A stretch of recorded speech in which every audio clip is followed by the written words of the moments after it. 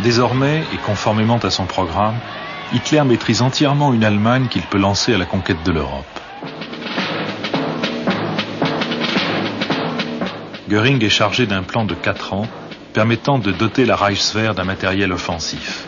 Progressivement, la part du budget militaire atteint 50% du budget de l'État et représente le quart du produit national.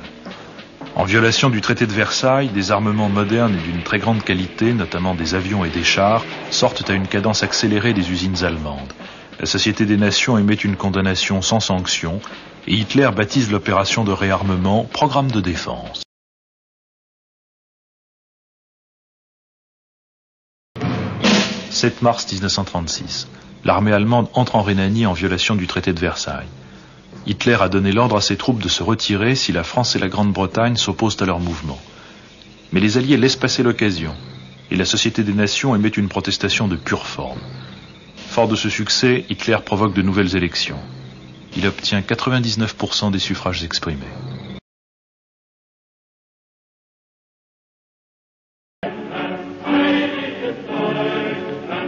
« 1938.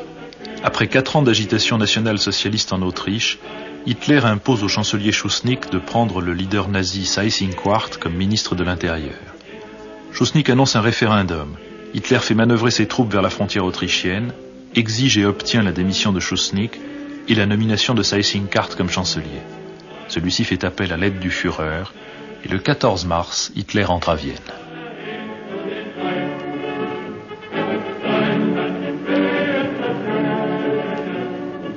L'Allemagne n'a ni le désir ni l'intention de s'immiscer dans les affaires intérieures de l'Autriche, ni de l'annexer ou d'en proclamer son rattachement. Adolf Hitler, 21 mai 1935. Le 10 avril 1938, 2 plébiscites sont tenus en Allemagne et en Autriche.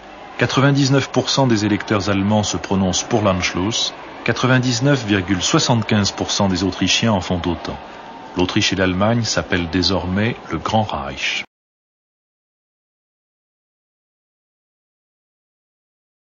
« 1938.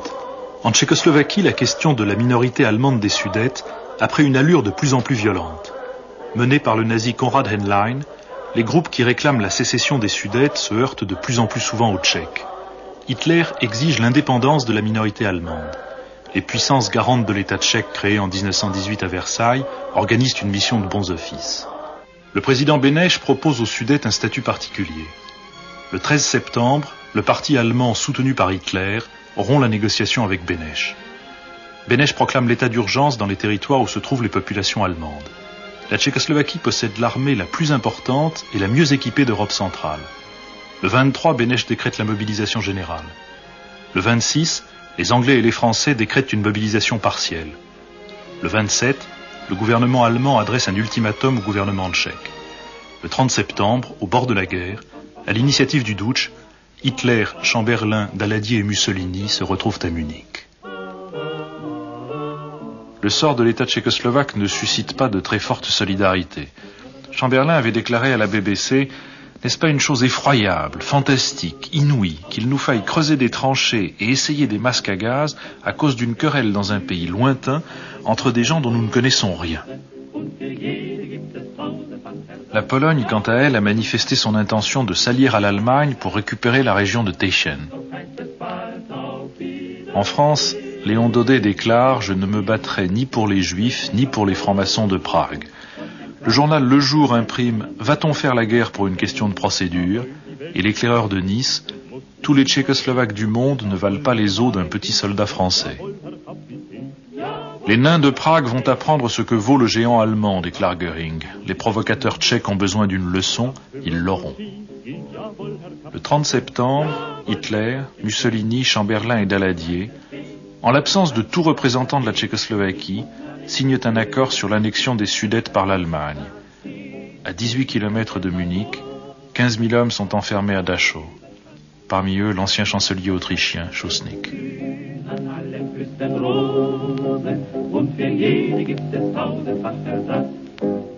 Jamais conquérant n'est rentré avec des lauriers si nobles que ceux gagnés par Chamberlain à Munich, écrit le Times.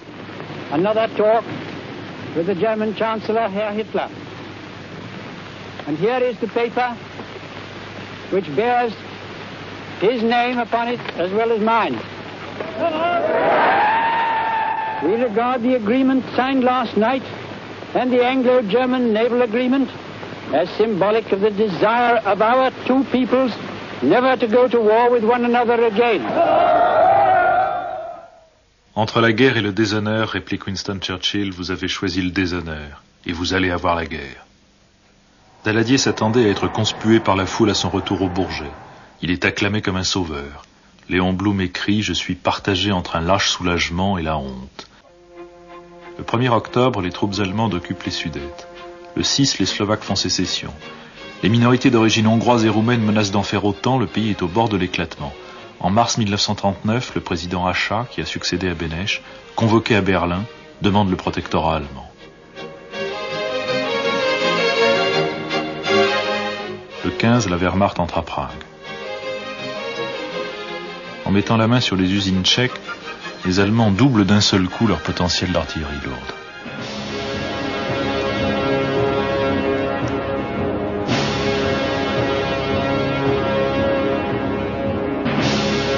J'ai assuré et je répète ici que pour l'Allemagne, il n'y a plus de problèmes territoriaux. J'ai affirmé que je n'étais plus intéressé par les États tchèques et cela je le garantis. Adolf Hitler, 26 septembre 1938. Le général Fauché, chef de la mission militaire française à Prague, pour sauver l'honneur, envoie sa démission au ministre de la guerre et demande la nationalité tchèque. 1939. Prodigue de déclarations pacifiques et apaisantes, Hitler n'en exhibe pas moins la puissance de sa nouvelle Wehrmacht devant les représentants civils et militaires des puissances occidentales, invités à un immense défilé organisé pour son anniversaire. La Rhénanie réoccupée, l'Autriche annexée, la Tchécoslovaquie démantelée puis conquise, la ville lituanienne de Memel annexée sans coup férir, ni la France ni l'Angleterre n'ont fait mine d'utiliser leur puissance militaire pour garantir leurs engagements.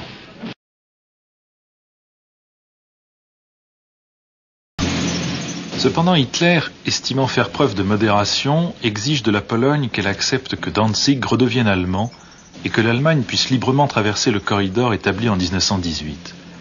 Utilisant la même tactique que pour la Tchécoslovaquie, Hitler fait réclamer par les nationaux-socialistes de Danzig leur rattachement à l'Allemagne.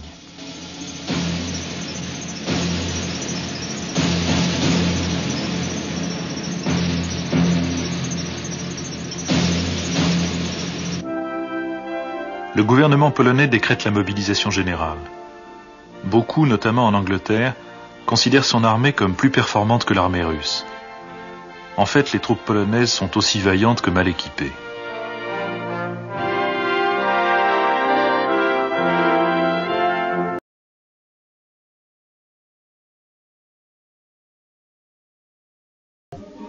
Le 23 août, l'Allemagne et l'Union soviétique signent un pacte de non-agression. Une clause secrète prévoit le partage de la Pologne entre les deux pays, et l'Union soviétique s'engage à livrer à Hitler les denrées alimentaires et les matières premières nécessaires à son effort de guerre. Depuis Munich, les puissances occidentales avaient constamment hésité à s'entendre avec la Russie de Staline pour circonscrire la menace hitlérienne.